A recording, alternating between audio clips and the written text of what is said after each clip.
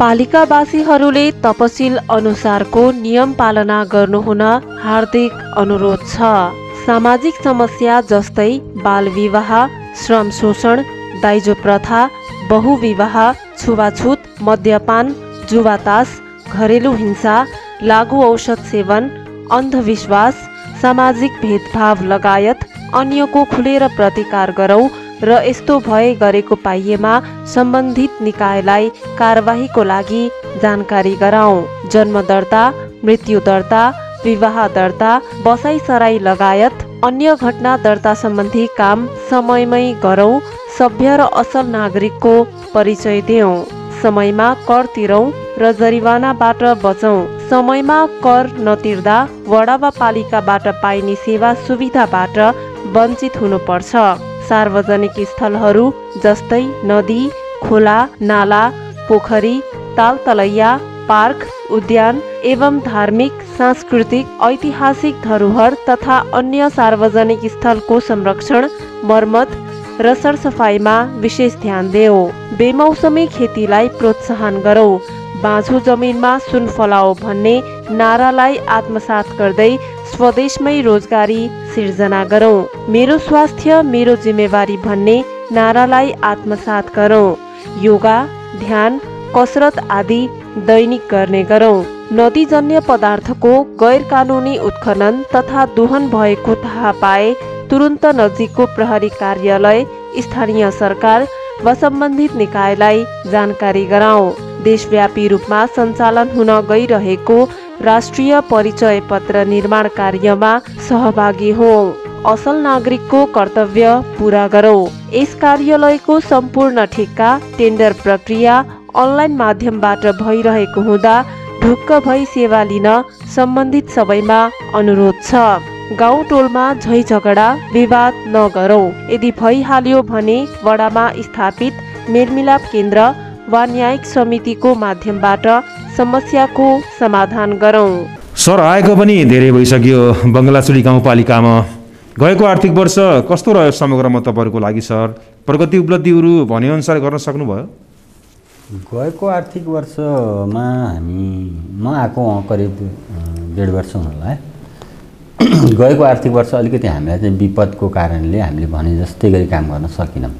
किनभने यहाँलाई पनि थाहा छ, त्यो साउनदेखि लिएर भदौ अझ भनौँ असोजको महिनामा आएको एकदम अविरल वर्षाको कारणले यहाँका भए जति सबै बाटाहरू जति निर्माण भएको थिए सबै बाटाहरू चाहिँ पुनर्निर्माण गर्नुपर्ने अवस्थामा पुगे। अनि घरहरू भत्किए, विद्यालयहरू भत्किए, सबै कुराहरू लथालिङ्ग भएपछि हामीलाई करिब लामो समय र धेरै रकम चाहिँ त्यतैतिर खर्च गर्नुपर्ने अवस्था भएको कारणले हामीले नयाँ खास गर्न सकेनौँ। त्यही पनि केही बाटाहरू निर्माण गर्ने, केही विद्यालय भवनहरू निर्माण गर्ने लगायतका कामहरू चाहिँ अनि स्वास्थ्य चौकीहरू, स्वास्थ्य क्षेत्रका कामहरू जुन निरन्तर चलिरहने कामहरू हुन् तिनलाई निरन्तरता दिइयो। त्यसपछि बाटोहरू सानोतिनो बनाउने काम भयो, विद्यालय भवन बनाउने काम भयो। त्यति नै हामीले गर्न सक्यौँ गएको आर्थिक। यो आर्थिक वर्षलाई भनेर पनि तपाईँहरूले नीति कार्यक्रम बजेट ल्याइसकेको अवस्था होला। कति आयो बजेट अहिले, कति रहेको छ, विशेष प्राथमिकता कुन कुन क्षेत्रलाई दिन्छ यो गाउँपालिकाले यो आर्थिक वर्षमा? यो गाउँपालिका पहाडी क्षेत्र हो, यहाँलाई पनि थाहा छँदैछ। अब यो आर्थिक वर्षमा सशर्त त्यसपछि समानीकरण अनि राजस्व बाँडफाँड सबै गर्दा तुलनात्मक रूपमा गएको आर्थिक वर्षभन्दा बजेटको आकार अलि घटेको अवस्था छ। अब यहाँले भने जस्तै प्राथमिकताका क्षेत्रहरू भनेका यहाँका शिक्षा, स्वास्थ्य, त्यसपछि बाटोघाटो अनि कृषि, यसैलाई नै हाम्रो जनप्रतिनिधिले राख्नु भएको छ र कार्यान्वयनतिर हामी त्यहीतर्फ अगाडि बढेका छौँ। अब शिक्षाको कुरा गर्नुहुन्छ भने यहाँ चाहिँ अलि विकट बस्तीहरूमा विद्यालयहरू छन्, त्यहाँ चाहिँ शिक्षकको अभाव छ। शिक्षकको अभावले गर्दाखेरि पालिकाबाट शिक्षकहरू नियुक्त गरेर पठाउनु पर्ने, करार सेवामा पठाउनु पर्ने गर्दाखेरि ठुलो मात्रामा हाम्रो शिक्षक तलबमा खर्च हुन्छ। त्यस्तै गरी स्वास्थ्यतर्फ पनि अब दूरदराजमा स्वास्थ्य चौकीहरू छन्, त्यहाँ चाहिँ कर्मचारी अभाव छ। माथि नेपाल सरकारबाट जुन दरबन्दीमा हुने कर्मचारीको अभावको कारणले गर्दाखेरि यहीँबाट चाहिँ कर्मचारीहरू करारमा नियुक्त गरेर त्यहाँ पनि तलबमा धेरै धनराशि खर्च हुने गर्छ। अब यहाँ बाटो पक्की छैन, कच्ची छ। अघि पनि मैले भने के अरे अघिल्लो आर्थिक वर्षमा पानी पर्दा सबै बाटोहरू भत्किएर काम आवागमन नै हाम्रो अवरुद्ध हुने, एम्बुलेन्स नचल्ने अवस्थामा थियो। तिनलाई सुचारी ल्याउँ। सानो पानी पर्दा पनि बाटोहरू अवरुद्ध हुने, त्यसको मर्मतको कामहरू, यिनै विषयहरू खास प्राथमिकता हुनु भने अरू कृषितर्फ पनि केही लगानी हुने गरेको छ। कुन क्षेत्रलाई अगाडि बढाए यो गाउँपालिकाको समग्र विकास गर्न सकिन्थ्यो र काम गर्ने क्रममा आइपरेका समस्या, अप्ठ्यारा, चुनौती तपाईँहरूलाई के हुन् त? अघि मैले भनेका चाहिँ तिनी सेवाका क्षेत्र हुन्। अब के अरे स्वास्थ्य सेवाको क्षेत्र भयो भने अब शिक्षा त अब सेवा प्लस भोलिको दिनको लागि एउटा पर्यटकीय क्षेत्रहरू पनि रहेका छन् होला हैन? तिनलाई पनि अगाडि ल्याउनु पर्ने हुन्छ नि। हो, पर्यटकीय क्षेत्रहरू छन् हाम्रा केही के अरे हाम्रा पहाडका थुम्काहरू छन्, अनि दृश्यावलोकन गर्ने ठाउँहरू छन्। त्यहाँ चाहिँ हामीले केही गएको 2-4 वर्ष अघि, 2-3 वर्ष अगाडि हामीले केही पूर्वाधार निर्माण गरेका छौँ। केही चाहिँ राम्रोसँग चलि पनि राखेका छन्, जस्तो तपाईँको बङ्गलाचुली भयो। अब यो घोराई मुर्कुटी बाटोको अवस्था बिग्रिनाले चाहिँ मान्छेहरूको आवागमन अलिकति कम भएको चाहिँ छ, तर पनि त्यो चाहिँ राम्रै चल्ने अवस्थामा छ। जहाँ मेला सेला लगाउने गरी हामीले त्यसको प्रचार प्रसार, यहाँलाई कतिको जानकारी छ के अरे दाङको पत्रकार महासङ्घको ब्यानरमा आएर एउटा कार्यक्रम पनि गर्नुभएको थियो। सायद यहाँ छुट्नुभयो या आउनुभएको थियो, त्यो मलाई थाहा भएन। त्यो चाहिँ हाम्रो भइराखेको छ। अरू 2वटा हाम्रा भ्युटारहरू छन्, अरे त्यस दृश्यावलोकन गर्ने ठाउँहरू छन्। तिनी पनि मान्छेहरू आउने जाने त छ, तर अलि बाटोकै समस्याले गर्दाखेरि मान्छेहरूको फ्लो बढिरहेको छैन। नत्र भने अब घोराइबाट नजिक भएको, देउखरीबाट नजिक भएको कारणले यो चिसो हावापानीको ठाउँमा गर्मी दिनमा चाहिँ अत्यन्त मान्छेहरू घुम्न डुल्न लायकको ठाउँ छ। त्यसतर्फ पनि हाम्रो ध्यान चाहिँ गएकै छ। योजना भनेकै समयमा समाप्त गर्न सकिँदैनन्, कारणहरू के रहेका छन्? कसको लापरवाहीले गर्दा यस्तो हुन्छ? निर्माण व्यवसायहरूले पनि राम्रो तरिकाले, उपभोक्ता समितिले पनि काम गरेनन् भनेर जनताले गुनासो गर्नुभएको छ, के भन्नुहुन्छ? यस्तो छ, अब त्यति धेरै योजना अहिलेको 1-2 वर्षमा हाम्रा छैनन्। र पनि यहाँले भने जस्तो सबै समग्र पालिकाको कुरा गर्दाखेरि र केही आयोजनाहरू हाम्रो सन्दर्भमा पनि कुरा गर्दाखेरि केही आयोजनाहरू समयमा सम्पन्न गर्नलाई कठिन हुने त्यस्तो चाहिँ देखिया छ। तर धेरै जसो चाहिँ हामीले चाहिँ समयमै सम्पन्न गरिसकेका छौँ। यसपालिको कुरा गर्नुहुन्छ भने हामीले अहिलेसम्म सबै आयोजनाहरू टेन्डर लगाइसक्यौँ। सबै आयोजनाहरू हामीले उपभोक्ता समितिसँग सम्झौता गरिसकेर कार्यान्वयनमा छन्। केही भुक्तानी लैसकेको अवस्था छ। अब केही चाहिँ उपभोक्ता समिति गठन भइसकेपछि त्यहाँ विवाद सिर्जना हुन्छ। अब त्यो विवादलाई निप्टारा अलि समयमा लगाउन नसक्दाखेरि पनि आयोजनाको समयावधि लम्बिने हो हैन। केही कुराहरू चाहिँ अब विपद बाढी पहिरोको कारणले हो, नत्र बङ्गलाचुलीको सन्दर्भमा गर्दाखेरि केही आयोजनाहरू त्यहाँ निस्किने विवाद, एकापछि विवादको कारणले लम्बिने गरेका छ। त्यसलाई चाहिँ अब वडा अध्यक्षज्यूहरू, गाउँपालिका अध्यक्ष, उपाध्यक्षहरू त्यो हाम्रो तर्फबाट, प्राविधिकहरूको तर्फबाट गर्नुपर्ने त हामी गरि नै हाल्छौँ। उहाँहरू पनि सक्रिय रूपमा लागिरहनु भएको छ। त्यस्तामा तालिमहरू पनि दिइरहनु भएको छ तपाईँहरूले, त्यसको उपलब्धि कति भइरहेको छ, के छ सर?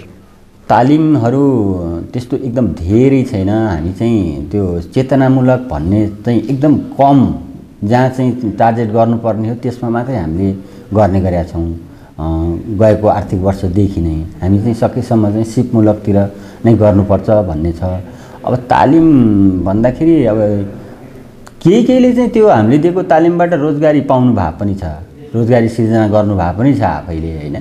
अब तर धेरै जसो चाहिँ फेरि विदेश जाने, अब त्यसबाट धेरै यहीँ चाहिँ उपलब्धि धेरै नदेख्नेहरूले फेरि त्यो तालिम चाहिँ खास। सर, जनताको गुनासो के पनि रह्यो भने अनुगमन नियमन धेरै फितलो छ, कारणहरू पनि धेरै रहेका छन् होला, हुन्छन् होला। जनशक्तिका अभावका कुराहरू, अन्य भौगोलिक बनावटका कुराहरू, यो अनुगमन नियमनलाई कसरी पारदर्शी ढङ्गले अगाडि बढाउन सकिन्छ, के मान्नु भएको छ तपाईँहरूले? र डुप्लिकेसन भयो भनेर पनि केही जनताको गुनासो छ, गाउँपालिकाको गुनासो, के भन्नुहुन्छ? अनुगमन हाम्रोमा त्यस्तो बङ्गलाचुलीको सन्दर्भमा कुरा गर्दा हामी प्रत्येक आयोजना चाहिँ अनुगमन गरेर भुक्तानी दिने गरेका छौँ हैन। त्यसले गर्दाखेरि त्यो आयोजनामा लिकेज हुने चाहिँ सम्भावना अत्यन्त कम छ। अब भौगोलिक कारणले गर्दाखेरि समयमा अनुगमन र निरन्तर अनुगमन चाहिँ हुन गाह्रो छ। यहाँले भने जस्तो त्यसमा म पनि सहमत छु हैन। अब अनुगमनै नहुने होइन, तर अनुगमन भने एकचोटि सम्पन्न भएपछि हेर्ने मात्रै त होइन, यहाँले भने जस्तै हैन, निरन्तर अनुगमनको कुरा हो। त्यसले गर्दाखेरि त्यो निरन्तरता दिनमा चाहिँ अलिकति कठिन भएकै छ हैन। तर अनुगमन भएरै हामीले गरिरहेछौँ। सर, नदीजन्य पदार्थ र खानीजन्य पदार्थको विषयमा हाम्रो गाउँपालिकाको भनाइ के रहन्छ, कसरी अगाडि बढ्छ यी विषयमा हाम्रो गाउँपालिका? अब खनिजजन्य पदार्थको कुरा गर्दाखेरि हाम्रो यहाँ चुनढुङ्गाको खनिज चाहिँ भएको ठाउँ हो र 2-4वटा सिमेन्ट उद्योगहरूले त्यो खनिज उत्खनन गरेर लग्ने पनि गर्नुभएको छ। हालाकि यो गएको आर्थिक वर्ष र यो आर्थिक वर्षमा अब आर्थिक मन्दीको कारण हो या के हो, उत्खननमा कमी आएको छ। त्यो चाहिँ अब नेपाल सरकारले नै अनुमति दिएर उत्खनन हुने हो। हामीले त अब रोयल्टीको बाँडफाँडबाट जे चाहिँ ऐनले दिएछ त्यति नै पाउने हो। अब जहाँसम्म स्थानीय तहबाट हुने प्रदेश सरकारको दर रेटमा स्थानीय तहले गर्ने जुन ढुङ्गागिटी नदीजन्य पदार्थको कुरा छ, त्यो चाहिँ अब बिक्री वितरणको एकदम कम छ यहाँ। अब 2-4वटा खोलाहरूलाई आइई गरेर हामीले टेन्डर लगाउने काम त गरेका छौँ, तर त्यो एकदम सानो छ। जस्तो देउखरी बेल्ट अनि अलिक तल्लो हाम्रो दाङको बेल्टका जस्तो यो पालिकामा छैन, कम छ। जम्मा अहिलेसम्म हामीले 2टा खोलाको एउटा खोलाको टेन्डर गरेर सम्झौता भइसकेको छ, एउटा चाहिँ सानो सानो घाट, त्यसको चाहिँ अब सम्झौता हुने प्रक्रिया। तपाईँले सुरुमै जोड्नुभयो नि सर, बाटो धेरै बिग्रेको छ, जीर्ण अवस्थामा रहेको छ भन्नुभयो। कारणहरू के रहेका छन्? यो टिप्पर चलेर गाडीहरू नै गुडेर हो सर, के हो? अब यो घोराई मुर्कुटी बाटोको कुरा गर्नुभयो भने यसमा अब धेरै मैले भन्नुपर्ने कुरा त होइन, किनभने यो बाटो पालिका अन्तर्गत पालिकाभित्र रहे, पालिकालाई छुने र पालिकाभित्र चल्ने भए पनि यो बाटो चाहिँ सङ्घीय सरकारकै बाटो हो होइन। अब पिच एकपटक भएकै हो। तर भनिन्छ नि सर, बाटोले निकास दिन्छ, निकासले विकास दिन्छ भन्ने कुराहरू हो। एकदमै विकासको पहिलो प्राथमिकता नै बाटो हो। कृषकले आफ्नो उत्पादन धेरै गर्ला अनि बजारसम्म पुर्याउनलाई बाटो भएन भने त कृषकको उत्पादन त खेर गयो। त्यसकारण बाटो महत्त्वपूर्ण चिज हो र बाटोको क्वालिटी पनि हुनु पर्यो। अब यसको क्वालिटी मलाई लाग्छ अब निर्माण हुने बेलामा त्यस्तै तरिकाले भयो या टिप्परहरू हेभी वेटका चलेर भयो, त्यो चाहिँ ठ्याक्कै अब यो मेरो विषय पनि नभए हुनाले मैले यो बाटोको। सर, तपाईँहरूले विपद व्यवस्थापनमा पनि आफ्नो केही कुराहरू दिनुपर्ने, सहयोग गर्नुपर्ने हुन्छ। कस्ता विपदहरू बढी गइरहेका छन्, भोगिरहेको अवस्था हो गाउँपालिकाले, र त्यस्तो अवस्थामा कसरी गाउँपालिका अगाडि बढ्छ? अब खास गरी हाम्रोमा चाहिँ बाढी पहिरो आगलागी हो। विपदको चाहिँ मुख्य कारण बाढी पहिरो र आगलागी नै हो। अब बाढी पहिरोको कुरा गर्दाखेरि त अलि ठुलो बाढी पहिरो आएर धेरै धनधनको क्षति, जनको पनि क्षति भएको चाहिँ गएको आर्थिक वर्षमा हो। अब जहाँसम्म आगलागीको कुरा छ, आगलागीको भइहाल्यो भने चाहिँ यसो उनीहरूलाई राहत दिने र सिफारिस गर्नेसम्मका हामी व्यवस्थापन गर्छौँ। तर एउटा कुरा यहाँलाई मैले भनौँ, विगत 4 आर्थिक वर्षदेखि पालिकाले चाहिँ बिस्तारै गर्दै यो खरको छानो, फुसको छानो चाहिँ हटाउने अभियान गरेर करिब अब हामी चाहिँ त्यस्तै 700-800 घरधुरीमा मात्रै जस्ताबाता दिनुपर्ने अवस्थामा पुगिसकेका छौँ। त्यसले गर्दाखेरि अब आगलागीकाबाट हुने क्षति पनि न्यूनीकरणतर्फ लागेको छ जस्ताबाटाको माध्यमबाट। स्थानीय सरकार भनेको घर आँगनकै सरकार भन्ने पनि भयो होइन सर? तर अहिले भ्रष्टाचार, अनियमितता, आर्थिक चलखेल स्थानीय सरकारमै छ, स्थानीय तहमै छ भन्ने गुनासो पनि जनताको छ। सुशासन कायमका लागि के गर्न सकिन्छ, के गर्नु भएको छ तपाईँले? अब यो स्थानीय सरकार आइसकेपछि, सङ्घीयता आइसकेपछि स्थानीय सरकार भयो। अब जनताले सम्पूर्ण धेरै जस्तो सेवाका कुराहरू चाहिँ आफ्नै वडा कार्यालयबाट लिने गरी स्थापना भएको छ। त्यसले गर्दाखेरि जस्तो हाम्रोमा पनि 8वटा वडा, हिजो 4वटा गाउँ विकास समिति थियो भने आज 8वटा वडा कार्यालयहरू। इभन हामीले चाहिँ 7 नम्बर वडामा चाहिँ त्यो एउटा ठाउँको वडा कार्यालयले मात्रै सेवा पुर्याउन सकेन, जनतालाई दूरी बढी भयो भनेर छुट्टै एउटा सेवा केन्द्र जस्तो छुट्टै कार्यालय पनि स्थापना गरेका छौँ। भने सेवा प्रवाहको सन्दर्भमा पालिका स्थापना भइसकेपछि त्यति कमी कमजोरी भएको होइन। तर कुरा के हो भनेपछि जहाँ चाहिँ स्रोत साधन बढी हुन्छ त्यहाँ चाहिँ केही भएको छ कि भन्ने एउटा आशंका पनि हो। र अर्को कुरा के पनि हो भने त्यो सबै व्यक्ति, सबै जनप्रतिनिधिमा त्यही किसिमले म सेवाभावले मात्रै काम गर्छु भन्ने नभएर केही व्यक्तिको सोचमा पर्ने फरकले गर्दाखेरि पनि यस्तो आवाज आएको हो।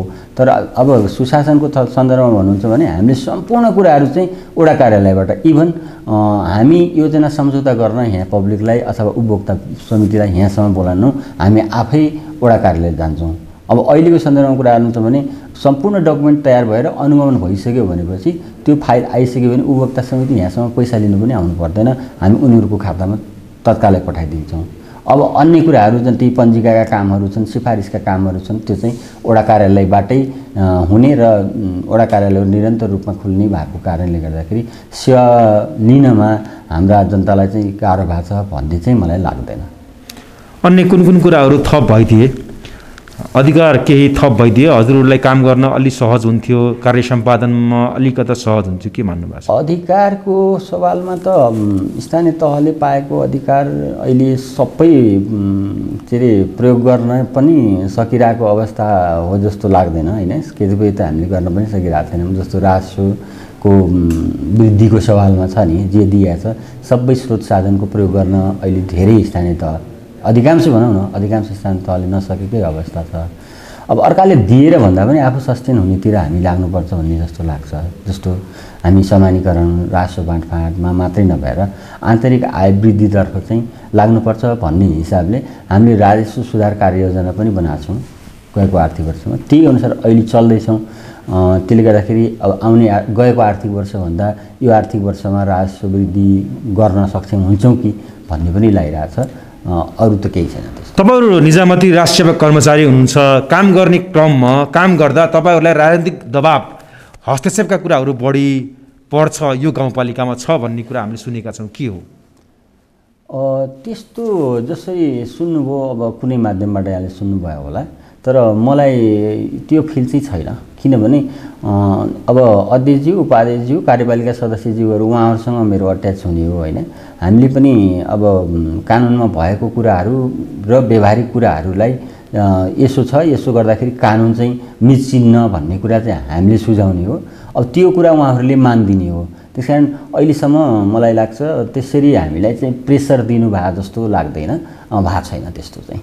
अन्तमा सम्पूर्ण दर्शकवृन्द, जिल्लावासी, जनसमुदाय, गाउँपालिकावासीलाई कस्तो सन्देश दिन चाहनुहुन्छ प्रमुख प्रशासकीय अधिकृतको नाताले? म खास गरी बङ्गलाचुलीका सम्पूर्ण वासीहरूलाई चाहिँ के भन्छु भने आफूले सेवा लिने सन्दर्भमा अथवा कहीँ कमी कमजोरी भएको छ भने त्यो कुरा चाहिँ गुनासोको रूपमा गाउँपालिकाको विभिन्न माध्यम, वेबसाइट छ, इमेल छ, फोन छ, हाम्रो सूचना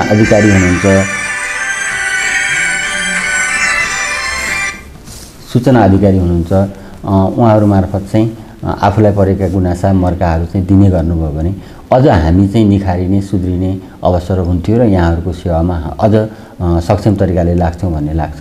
अब यस्तै गरी म त अरू पालिकामा पनि, दाङखोल पालिकामा पनि बसेँ हुँ, मैले यही कुरा नै भन्ने गर्थेँ। अरू त्यस्तो केही छैन उहाँहरूलाई भन्ने, उहाँहरूलाई चाहिँ सेवा लिनमा हामीले केही कमी कमजोरी राखेका छौँ भने हामीलाई जगाउने काम गर्नुहोस् भन्ने अनुरोध गर्न चाहन्छु। समय र जानकारी दिनुभयो, धन्यवाद। धन्यवाद यहाँलाई।